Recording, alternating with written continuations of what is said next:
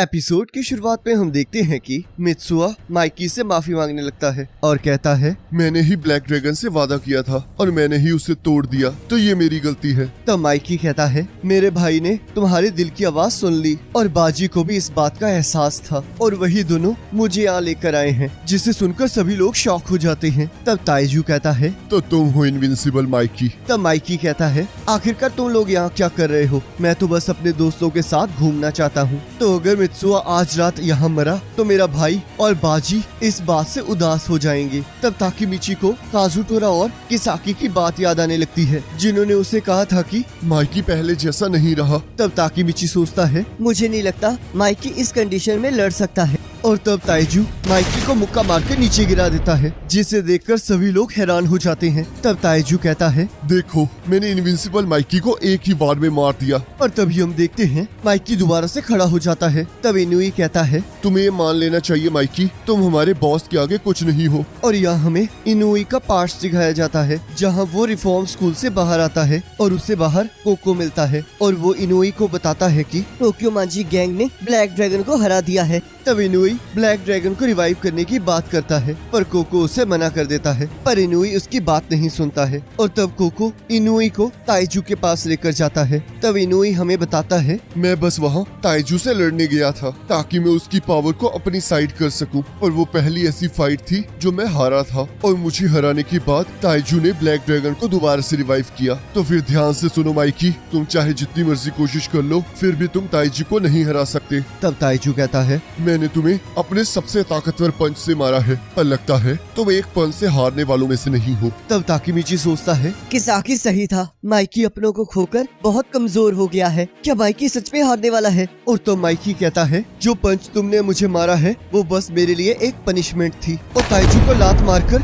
उसे नॉकआउट कर देता है, जिसे देखकर सभी लोग शॉक हो जाते हैं। तब कोको कहता है, मुझे यकीन नहीं हो रहा, ताइजू को एक लात से ही हरा दिया गया, तो ये है इनविंसिबल माइकी। तब माइकी कहता है, मैं, मेरा भाई और बाजी हमेशा क्रिसमस की रात को बाहर राइड पर जाते थे, और जब भी मैं अपने भाई की दी हुई बाइक और बाजी के गुड लक चार्म के साथ बाहर राइड पर जाता हूँ तो मुझे ऐसा एहसास होता है जैसे कि वो मेरे साथ हो और ये सभी लोग मेरे दिल में हैं, इसलिए मैं इतना स्ट्रॉन्ग हूँ। और तब ताकीमिची सोचता है, माइकी सच में ठीक है, तो इसका मतलब ये अभी इविल नहीं बनेगा। तब माइकी सभी को राइड पर चलने के लिए कहता है, पर हम देखते हैं ताइजू को होश आ जाता है और वो कहता है, यहाँ से कोई जिंदा वापस नहीं जाएगा। चलो देखते हैं ये लोग हमारे 100 लोगों के साथ कैसे लड़ते हैं। हम लोग इसे यहीं खत्म करेंगे। क्या तुम्हें समझ में आया? तब माइकी कहता है, मुझे समझ में आ गया कि तुम क्या कह रहे हो। चाहे तुम्हारी ब्लैक ड्रैगन पावरफुल हो, पर तुम कभी भी नई दुनिया नहीं बना सकते, क्योंकि तुम्हारे पास गुड फाइटर्स तो हैं, पर तुम्हारे पास दिल नहीं है। तो इसलिए हम नई दुनिया क्रिएट करेंगे और तुम लोग बस देखोगे। और तब ताइजू कोको को सोल्जर्स को बुलाने के लिए कहता है। तब कोको बाहर जाकर हैरान होकर कहता है, हम लोग हार चुके हैं।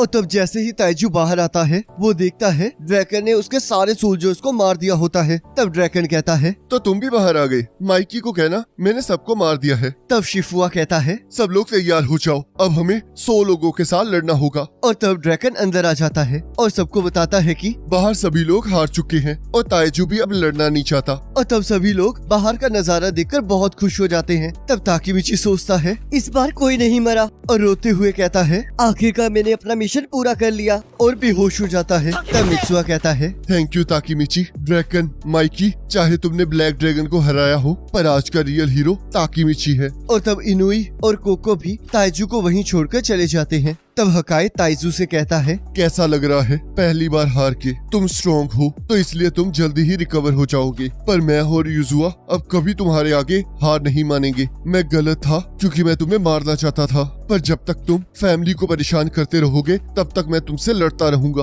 तब युजुआ कहती है, अगर तुम इसके बाद भी चेंज नहीं हुए तो तुम एक बेवकूफ कहलाओगे। जब से हमारी माँ मरी है तब से तुमने उनके बारे में कोई बात नहीं की है। तुमने तो बस खुद को ही ब्लेम किया है और तुमने हमेशा अकेला रहना चूज किया है। मैंने भी यही रास्ता चुना क्योंकि मुझे लगा मैं भी अकेली हूँ। मैं तुमसे इतनी नफरत करती थी कि मैं तुम्हें मरा हुआ देखना चाहती थी, पर मैं फिर भी तुमसे प्यार करती हूँ। और यहाँ हम देखते हैं माइकी ताकीमिची को घुमाने लेकर जाता है। तब ताकीमिची कहता है, पर बाकी सभी लोग कहाँ हैं? तब माइकी कहता है, बाकी सभी लोग चले गए। और तब माइकी ताकीमिची को हीना के पास ले जाता है। तब ताकीमिची कहता है, माइकी आखिरकार तुम यहाँ मुझे क्यों लाए हो? और सोचता है, आखिरकार मैं क्या कहूँ, मुझे बहुत अजीब लग रहा है। मैंने जो भी इसके साथ किया तो आखिरकार उसके बाद मैं इसे क्या कहूँ? और तब हमें यहाँ दिखाया जाता है कि हीना अपने फादर से कहती है, आखिरकार आपने ताकीमिची को ऐसा क्या कहा? तब हीना के फादर कहते हैं, मुझे पता है कि तुम उदास हो और मैं चाहता हूँ कि तुम खुश रहो, और तुम्हें कोई ऐसा ढूंढना चाहिए जो गुंडा ना हो, तो इसलिए कोई ऐसा ढूंढो जो तुम्हारे लिए अच्छा हो। तब हीना कहती है, तो आप मुझे ये बताओ, आपने माँ से प्यार क्यों किया था?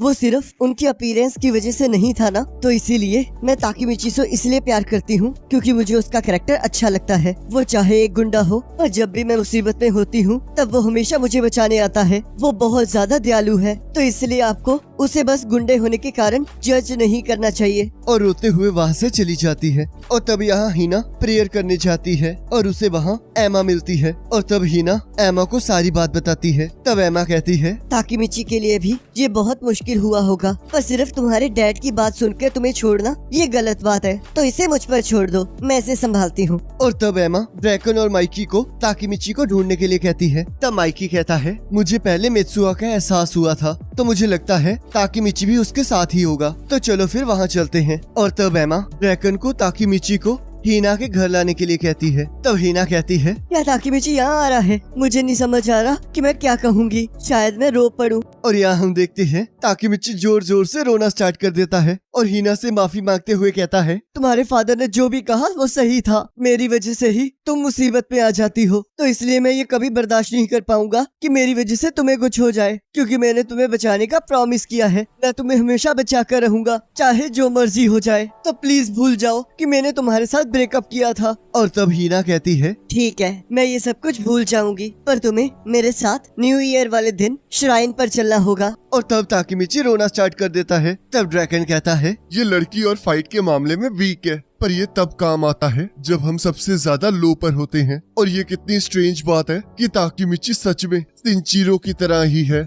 और तब माइकी ताकीमिची को राइड पर ले जाता है और तब उसके फादर और मदर ये चीज देख रहे होते हैं। तब उसके फादर कहते हैं, मुझे यकीन नहीं हो रहा कि ये कितनी बड़ी हो चुकी है। तब हीना की मदर कहती हैं, अगर आप बार बार उसकी लाइफ में इंटरफेयर करते रहोगे तो वो आपसे बात करना बंद कर देगी। और तब यहाँ ताकीमिची सोचता है, जब माइकी लड़ाई में उतरता है तब ये बहुत ज्यादा खतरनाक हो जाता है, पर इस टाइम ये बहुत ज्यादा चिल है और मुझे लगता है इस टाइम मैं इससे कोई भी बात कर सकता हूँ। और तब ताकीमिची माइकी से उसके पेरेंट्स के बारे में पूछता है। तब माइकी कहता है, हमारे पेरेंट्स अब हमारे साथ नहीं हैं। एमा और मेरी माँ दोनों अलग हैं, पर हमारे फादर सेम हैं। पर आज से 10 साल पहले एमा की मॉम उसे हमारे पास छोड़कर गायब हो गई और उसके बाद से मेरे बड़े भाई ने ही हम दोनों को पाला है और वो हमारे लिए फादर की तरह था। और मुझे उसके बिना ऐसा लगता है जैसे मैं खो गया हूँ और कभी कभी यही सोचकर मैं पूरी तरह से खो जाता हूँ और मुझे ये भी समझ नहीं आता कि क्या सही है और क्या गलत। तब ताकीमिची सोचता है, माइकी जानता है कि अगर ऐसे ही चलता रहा तो वो खो जाएगा और उसे इसके लिए कुछ करना चाहिए। और तब यहाँ माइकी कहता है, मेरा भाई चाहे एक बाइकर गैंग का लीडर था पर फिर भी वो लड़ने में अच्छा नहीं था।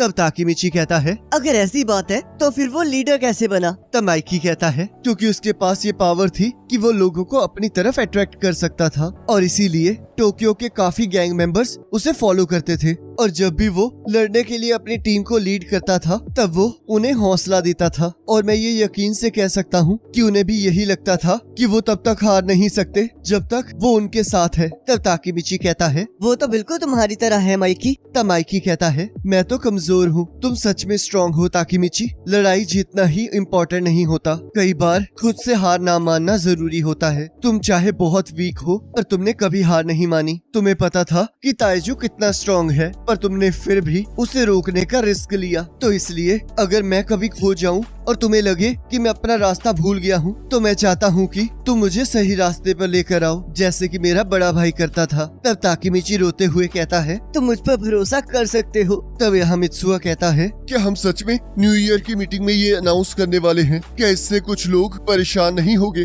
तब ड्रैगन कहता है, तो फिर हमें उनसे फाइट करनी होगी, क्योंकि हम दोनों तो मान के ट्विन ड्रैगन्स हैं। क्या तुम्हें पुराने दिन याद आए? तो फिर चलो फिर उस जगह जाकर आते हैं। और तब हम देखते हैं वो लोग एक जगह पर जाते हैं जहाँ पर मित्सुआ ने एक ड्राइंग बनाई होती है, और तब ड्रैगन उसकी ड्राइंग की तारीफ करता है। तब मित्सुआ कहता है, ये तो एक गुंडा है। और तब ड्रैगन मित्सुआ को खाने के लिए ऑफर करता है, और तब वो दोनों खाना खाने लगते हैं। तब ड्रैगन कहता है, आखिरकार तुम यहाँ क्या कर रहे हो? तुम्हारी जैसे बच्चों को यहाँ नहीं होना चाहिए। तब मित्सुआ कहता है, तुम ये क्या बात कर रहे हो? तुम भी तो एक बच्चे ही हो। और तब मित्सुआ ड्रैगन का पूरा खाना खा जाता है। तब ड्रैगन कहता है, ये तुमने बिल्कुल अच्छा काम नहीं किया। तब ड्रैगन उसके खाने के बदले में मित्सुआ से उसकी ड्राइंग मांगता है और उसे अपने घर लेकर जाता है। तब मित्सुआ ड्रैगन के घर को देखकर चौंक जाता है, और तब वहाँ सभी लोग मिलके मस्ती करने लगते हैं। और तब मित्सुआ टाइम देख रहा होता है। तब ड्रैगन कहता है, क्या सब कुछ ठीक है? तब मित्सुआ कहता है, ये मेरे मॉम के बारे में है। वो कभी घर वापस नहीं आती, तो इसलिए मुझे स्कूल के बाद अपनी बहनों का ख्याल रखना होता है। और तब ड्रैगन कहता है, और आज तुम बाहर मजे से घूम रहे हो। और तब एक लड़की उसे लात मारकर कहती है, तुम्हें इस टाइम घर जाना चाहिए। तुम्हें लगता है ये मजे हैं, तो इसे ध्यान से सोचो। तब यहाँ वापस जाते हुए ड्रैगन कहता है, क्या तुम्हें अपनी मॉम की कुकिंग पसंद है? तब मित्सुआ मना कर देता है। तब ड्रैगन कहता है, ये कितनी कमाल की बात है, क्योंकि मेरे पास तो पेरेंट्स ही नहीं हैं, और मैं किसी की कुकिंग को बुरा भी नहीं कह सकता। तो इसलिए घर जाओ मित्सुआ, क्योंकि मुझे पता है तुम अपनी बहनों के लिए चिंतित हो, और तुम बहुत अच्छे लड़के हो, और तुम गुंडे कभी नहीं हो सकते। और तभी हम यहाँ देखते हैं वो दोनों फिर से मिलते हैं। तब मित्सुआ कहता है, ध्यान से सुनो ड्रैगन, मैं तुम्हें ये प्रूव करके रहूंगा कि मैं एक ऐसा गुंडा हूँ जो अपनी फैमिली की केयर भी कर सकता है। और तब वो दोनों देखते हैं उन दोनों ने सेम ही टैटू बना रखा होता है। तब ड्रैगन कहता है, तुम्हें अपने बाल बढ़ाने होंगे, क्योंकि ये खाने के बदले में मैंने तुमसे ये टैटू ले लिया था, तो इसलिए ये अब से मेरा है। और यहाँ मित्सुआ सोचता है, तब से हमें ट्विन ड्रैगन्स कहा जाने लगा, और तब से मैं इसे फॉलो कर रहा हूँ। और तब हम यहाँ देखते हैं वो सभी लोग न्यू ईयर की ईव की पार्टी में घूमने वहाँ जाते हैं। और तब मित्सुआ की बहनें हीना को लेकर वहाँ से चली जाती है, जिससे ताकेमिची उदास हो जाता है। और तब हकाई देखता है कि युजुआ मित्सुआ को देख रही होती है। तब हकाई कहता है, तो तुम उसे पसंद करती हो, और ऐसा होना भी चाहिए, क्योंकि वो उस रात बहुत ज्यादा खतरनाक था। तब युजुआ कहती है, जब ताइजू जा रहा था तब मैंने उससे बात की थी। और तब यहाँ ताइजू कहता है, मैंने हकाई को इसलिए मारा क्योंकि मैं उसे स्ट्रॉन्ग बनता हुआ देखना चाहता था, और ये आखिरकार ये ताकेमिची हानागाकी है कौन? चाहे मैं हकाई को चेंज नहीं कर पाया, पर उसने ये कर दिखाया, तो इसलिए अब इस घर को मेरी जरूरत नहीं है। तो इसलिए अलविदा युजुआ, और कांग्रेचुलेशंस, तुम जीत चुकी हो। तब युजुआ कहती है, मुझे लगता है कि ताकेमिची ताइजू और तुम्हें दोनों को बदल दिया है, और मेरे हिसाब से ताकेमिची बहुत कमाल का है। तब हकाई कहता है, क्या तुम ताकेमिची को पसंद करती हो? मुझे लगा तुम मित्सुआ की बात कर रही हो। तब युजुआ कहती है, मित्सुआ मेरे लिए भाई की तरह है। तब हकाई कहता है, पर ताकेमिची तो हीना से प्यार करता है। तब युजुआ कहती है, मुझे पता है, पर वन साइडेड क्रश भी कोई चीज होती है। और तब हम देखते हैं हीना और ताकेमिची अपनी विशेष को एक लकड़ी पर लिखते हैं। और तब हम देखते हैं सभी लोग ताकेमिची से उसकी विश के बारे में पूछने लगते हैं, और तब ताकेमिची मना कर रहा होता है। और तब हम देखते हैं हकाई उसके हाथों से वो लकड़ी का टुकड़ा छीन लेता है, और तब हम देखते हैं वो टुकड़ा माइकी के पास पहुंच जाता है।